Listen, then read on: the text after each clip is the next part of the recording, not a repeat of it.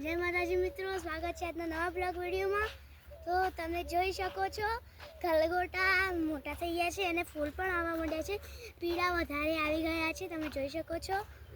આપણા સામુ પણ એક ખેતર છે જેમાં ફૂલ બેસી ગયા છે। આ અમારા ફૂલ છે અને પેલા છે એ અમારા દાદાના છે, પણ એ બધા અમારા જ ગણાય, તમે જોઈ શકો છો। આ વખતે મને લાગે છે કે ગલગોટા સારા ઉતરશે। આ વખતે ટપક પણ છે, એટલે દવા પાણી વગેરે બધું જ ટપકમાંથી જ થઈ જશે। નળી આવે છે એનાથી।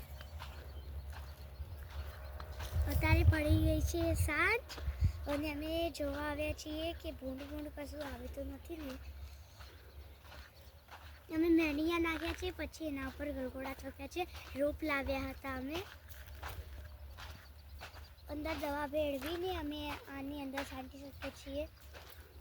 હજી બરોબર ફૂલ થયા નથી, હજી પણ મોટા થશે। પછી અમે વેણતા હશું ત્યારે પણ તમને એક વિડીયો અપલોડ કરીને તમને મોકલશું, એટલે મારા વિડીયોમાં બનાવી રહેજો।